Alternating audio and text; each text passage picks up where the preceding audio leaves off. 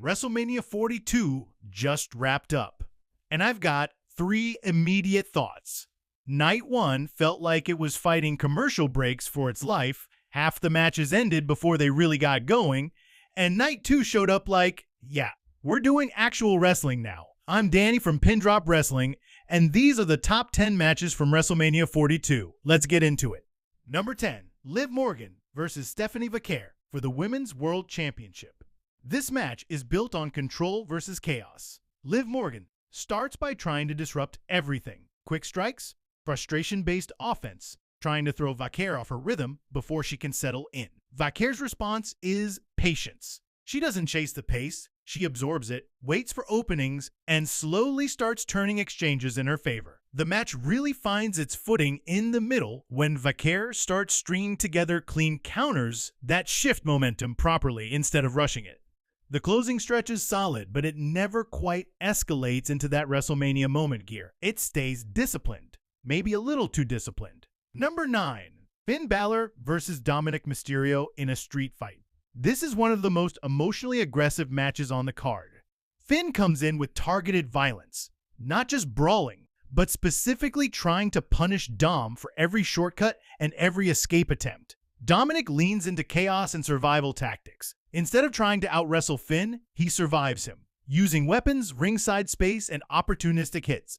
There's a key shift mid-match where Dom stops trying to win clean and fully embraces desperation, and that's when the match gets better.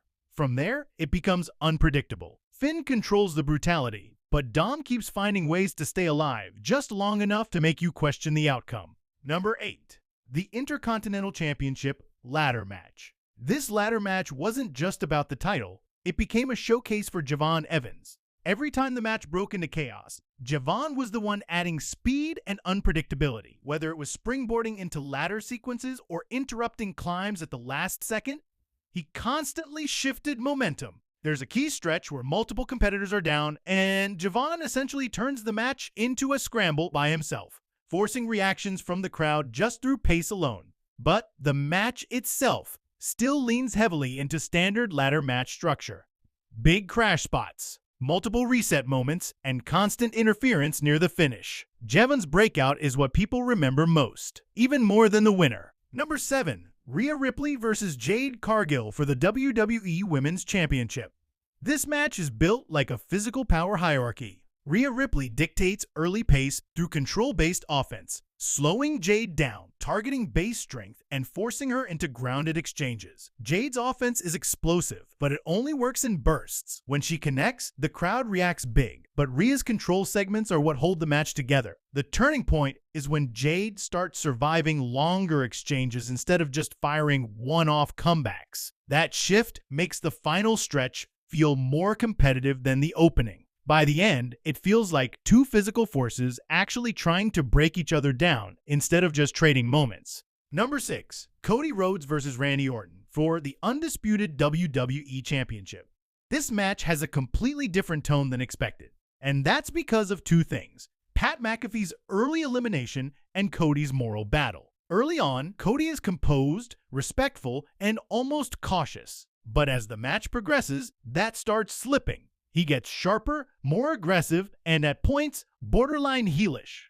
There are moments where the crowd turns on him slightly, not fully, but enough to notice, especially when he starts cutting Orton off with more ruthless timing instead of clean counters. Orton plays into that perfectly, dragging Cody into deeper psychological exchanges, making him react instead of think. The match becomes less about technique and more about identity, and Cody slowly leaning into that edge is what makes it interesting. Number 5, Trick Williams versus Sami Zayn for the United States Championship. This match is really about Trick Williams' arrival as champion more than just the win itself.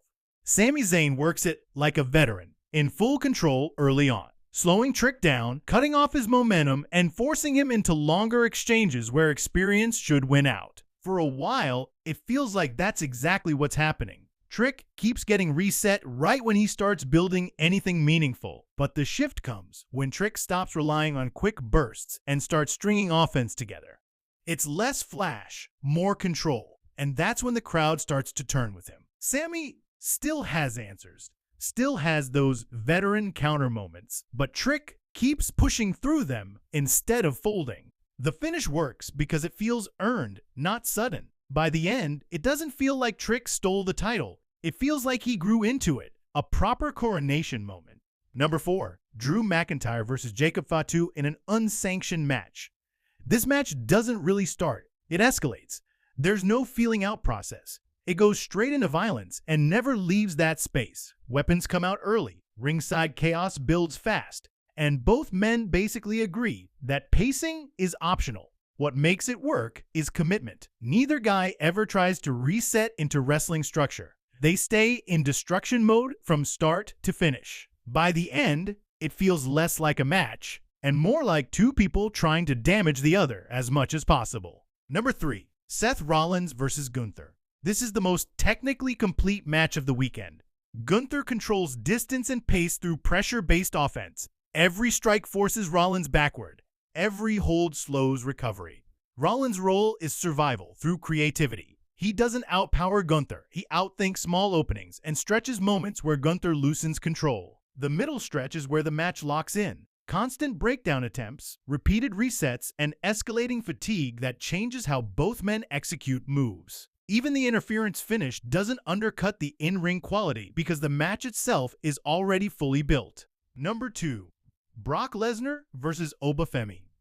Arguably the match with the best build-up.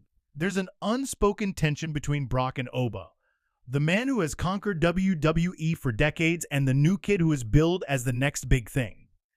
That alone changes how every moment is received.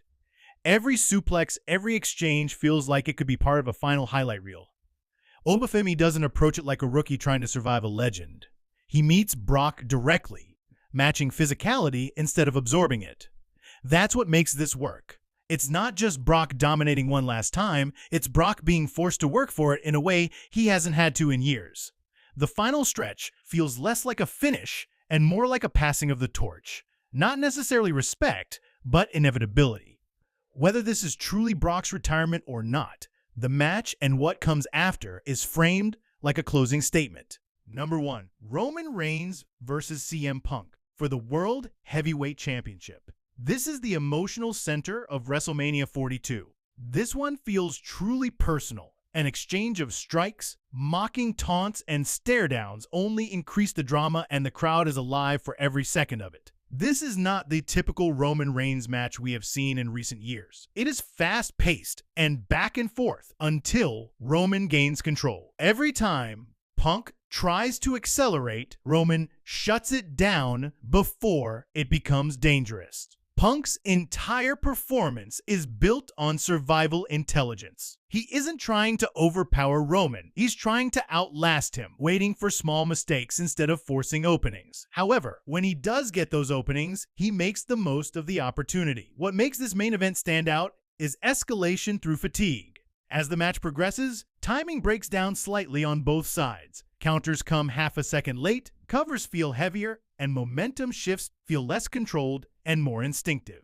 When Roman has Punk bloodied and trapped in the tree of woe on the outside of the ring and then he puts him through the announce table, you think the match is won. Then Punk finds his opening to hit a GTS. The final stretch is where everything converges. Near falls stop feeling like spots and start feeling like exhaustion decisions. Who physically has less left in the tank? By the end, it doesn't feel like a scripted finish. It feels like two competitors running out of control at the same time. The finish wasn't about Roman beating Punk, but more about Roman outlasting Punk by mere seconds. For the first time in many years, I was truly on the edge of my seat watching this match. That's what makes it the main event of the weekend. WrestleMania 42 ended up being a tale of two nights. Night 1 had strong moments, but felt stop-start at times, with shorter matches and momentum constantly breaking. Night 2 is where everything tightened up. Better pacing, stronger match flow, and bigger payoffs. When it clicked, it really clicked, even if the consistency wasn't always there across both nights. Now, I want to know your take. What was your match of the weekend? And did Night 2 end up carrying the show for you? Drop it in the comments. And if you enjoyed the breakdown, hit like and subscribe. We're a small channel building this step by step. and every bit of support genuinely helps us grow. We appreciate you, and I'll catch you in the next one.